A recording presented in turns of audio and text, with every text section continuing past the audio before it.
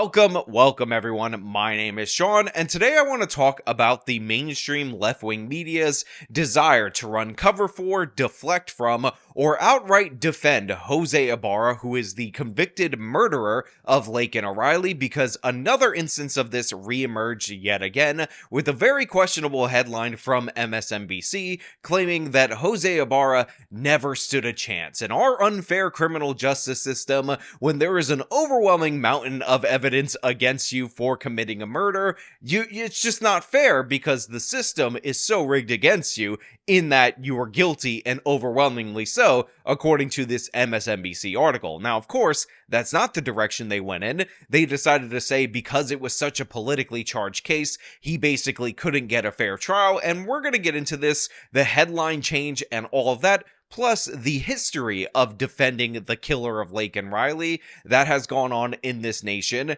in the lead up to this point. But before we do, I want to thank everybody who supports this channel via actualjusticewarrior.com/join. Give me the money. Give me the money, okay? I heard in the opening statements from the defense that the loss of a life that was apparently full of promise is tragic. I'm here today to let Your Honor and the entire world know that Laken's life was not apparently full of promise, but instead was abundantly and exceptionally full of promise, and was a shining beacon in the life of everyone that knew her, that ever came in contact with her. I'm so proud of Laken and the beautiful person she was. And while I could stand here and try to tell the world the things that made her such a wonderful person, as well as the many things we have all been robbed and deprived of, I think one of her last journal entries dated 12/17/23 says it best. So here we go. To my future husband. As silly as I feel writing this, my old small group leader once recommended it, so here I am. To my future husband, I want you to know that I'm thinking about you. I'm working every day to become the best wife I can be. By working through my current relationships to best prepare me for ours and our kids one day. I'm focusing on God and what He defines as a faithful Christian life, and so that I can best embody those characteristics. I pray that you know that it is with my full faith and trust in God that I know this relationship has been handcrafted by Him. I pray that we continue to glorify the Lord, prioritize Him in every aspect of our lives, and raise our family, our future family, to be God-fearing Christians as well. I pray God is the center of our relationship as it is a gift from Him. I thank Him for you before I even know you. So the reason I started with the victim impact statement from the stepfather of Laken Riley, talking about how she was exceptional, talking about the letter that she wrote to her future Christian husband, is because I think we need to understand that the focus of this story is the victim and the victim's family, and how they were negatively impacted not just by an individual, but by policy, and policy change could have prevented Laken Riley from feeling this impact, because if you guys are not aware, Jose Ibarra came to the United States of America illegally. He claimed asylum, and fraudulently so, because Joe Biden, during the campaign and in terms of policy with Kamala Harris as the border czar, encouraged this behavior. I would in fact make sure that we immediately surge to the border. All those people are seeking asylum. They deserve to be heard. That's who we are. We're a nation that says if you want to flee and you're fleeing oppression, you should come. Now, to be clear, Ibarra from the jump was scamming the asylum system. According to the New York Post, who actually interviewed Ibarra's wife, they actually got married for the purpose of joining their asylum claims, because they were under the belief that as a family, they would have a better shot of fooling the system and getting to stay in the United States of America. In addition to that, Ibarra committed crimes in his first location, which was in New York City, in which he was released same day automatically due to bail reform, and due to an exiting program that New York City had, he was actually given his ticket, given his flight to Athens, Georgia, which is where he ultimately ended up committing this crime. And by the way, Athens, Georgia was also a sanctuary city that protected Ibarra from prosecution, despite the fact that local officials there ended up denying it. We have it on video. Is the expectation of human dignity. While 2019 was not that long ago, you might remember the dynamic we were living in the late teens in this country, where you had the President of the United States speaking in the most vile terms about people who were foreign born. And you had that notion metastasizing in places like Charlottesville. This is an invasion! When I was younger, I was a criminal. And you know what I thought about doing? Crossing the border to Mexico to get away from my crimes. Son, I'm going to ask you to leave. Jesus Christ, he saved me, and I no longer live that lawless life, which you do. Son, I'm going to ask you to leave. You are lawless, Mr. Mayor. I'll be glad to schedule some time with you if you'd like some individual time. So to be clear, every step of the way, Ibarra was aided and abetted by the federal government and local governments. The open borders policies allowed him to come to the country. The removal of Remain in Mexico allowed him to fraudulently claim asylum, end up in New York City. Policies meant to get migrants out of New York City shipped him over to Georgia. By the way, we also have arrests that he wasn't prosecuted for that were let go by soft district attorneys throughout the course of this process, and ultimately that ended up leading to him being able to murder Laken Riley and steal her property, which was crucial in, by the way, convicting him. But in addition to that, his brother also committed crimes. But in addition to that, I also want to point out that post his arrest, the Democratic Party bent over backwards this whole time in order to cater to him. If you guys will remember, there was a scene that happened during the State of the Union where Marjorie Taylor Greene demanded that Biden say Laken Riley's name. Biden notoriously said Lincoln Riley because he can't hear too good, he can't speak too well, and was killed by an illegal, which was actually true. It's not about him. It's not about me. I'd be a winner. Not really.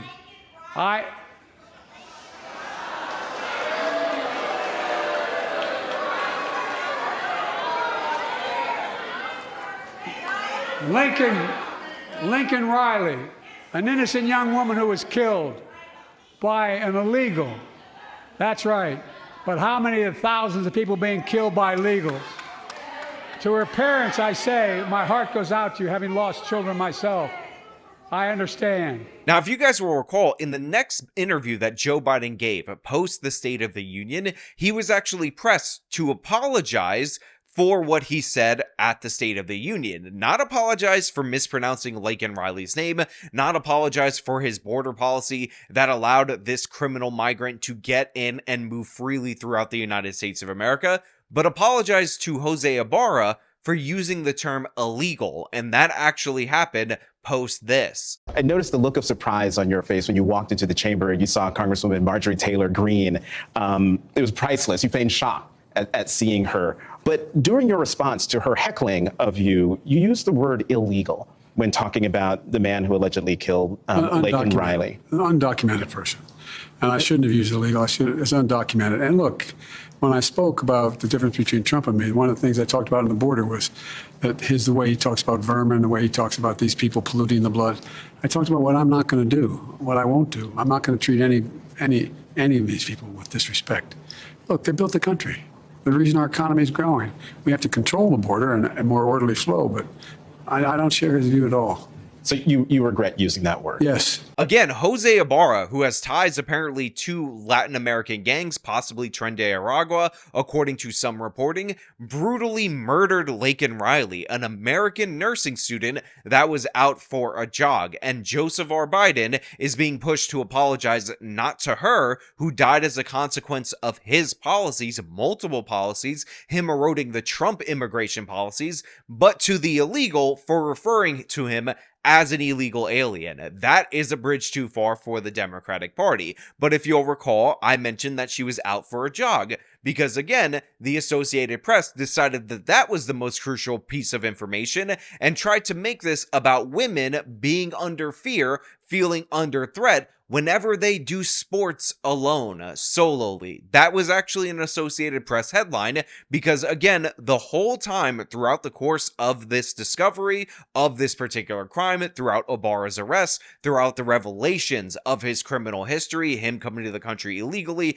his gang ties, all of that stuff, the left went into overdrive to defend Ibarra and not pay any attention to Laken Riley or her family members, even though clearly and obviously they were devastated by this. Her roommate, who gave testimony at the trial, absolutely devastated by her loss, but that was not their concern. So when you see the MSNBC headline about how the killer didn't stand a chance, and you read the article and it talks about the evidence being overwhelming, but not mentioning the fact that it's overwhelming because he definitely did it, but discusses it in a way that's like, oh, he tried, and, he was trying to do his best in order to get a defense, and it was just the fix was in. It was just rigged against Ibarra. Ibarra, who had benefited from the system every step of the way, benefited from the Swiss cheese security at our border, benefited from the asylum system being open to fraud, benefited from programs in the city of New York that made it impossible to hold criminals accountable,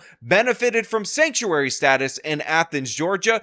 All of a sudden, after he murdered somebody brutally, and the evidence was so obviously against him, then at that moment in time, he just didn't have a fair chance. And the crazy thing is that the prosecutor in this particular case could have easily pushed for the death penalty. For whatever reason, he decided that we're going to have to support this guy in perpetuity for the rest of his natural life via our tax dollars, when he could have said, you know what, you murdered an American, cold-blooded, ruthless way, you're a guest in our country, you have a criminal history that is lengthy, you get the death penalty. Nope, they didn't do that. They didn't bother to do that. So even though he ended up getting a break in this regard, he still supposedly is a victim of the system. Look, I gotta be perfectly honest, I am often very weary of one particular case gaining all the national attention as a symbol of a problem in the United States of America. However, in this particular case, I'm not worried about that at all. Laken Riley is the perfect example to show us the flaws in our immigration policy,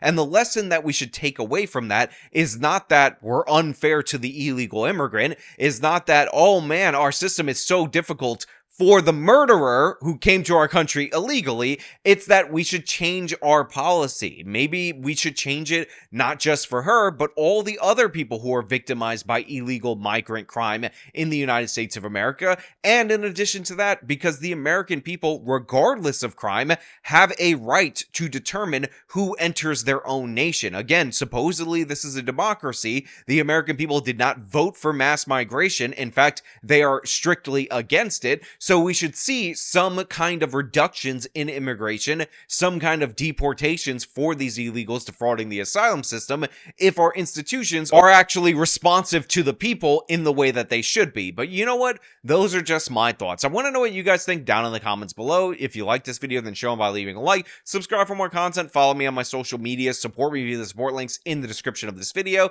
This has been me talking about the media simping for Laken Riley's killer. Till next time.